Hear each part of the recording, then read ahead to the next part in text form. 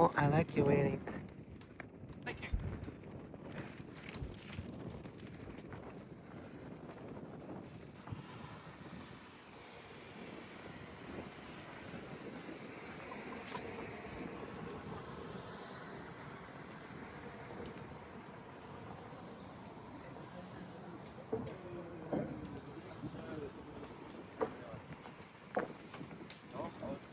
Esto готово.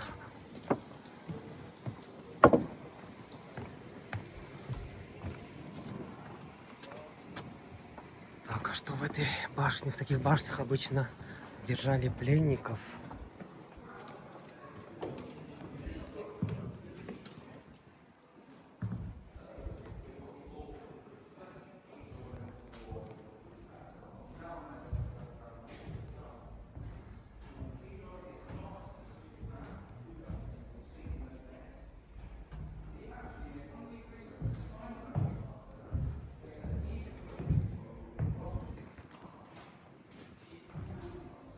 Хлеб готовили вот так вот.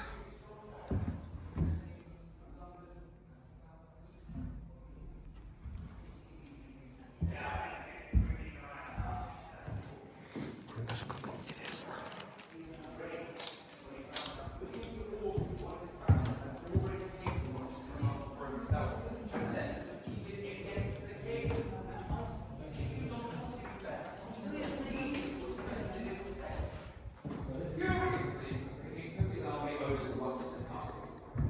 I'll win this battle in no time, said the king. I'm the king and he's a baron. He had commissioned 5 of the largest siege engines that England had seen at this time. Giant catapults set to fling boulders all the way to Rochester walls to smash them down and send in his much more superior, well-armed, better equipped army. These will do the job, said the king. 5 destructive siege engines, load them up! Before we have time for dinner. And he loaded these siege engines with giant boulders. Fire!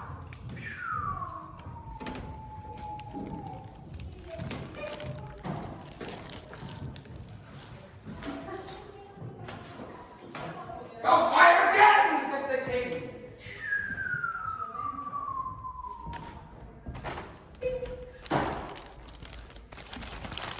Oh, no. See, what the king did not realise is that the stone walls of Rochester Castle weren't just 8 feet deep, weren't just 10 feet deep, they were 12 feet deep of stone. He spent weeks hurling boulders at these walls to no avail. You see, King John thought he knew best, but he was bested instead. It's time for something sneakier, exclaimed the king. If I can't burst through the walls, I'll go underneath them. An old tactic called undermining, where they would dig underneath the walls, prop them up with wooden beams, and plan to set them alight to collapse the walls. It was at this point my uncle heard the king put out a most peculiar request to his nation. Bring me 40 of the fattest pigs in England. Pigs that are so fat, they are no good for eating. Why, I hear you all cry out. Why? Excellent, question, I'll tell you. Because pig fat is incredibly flammable.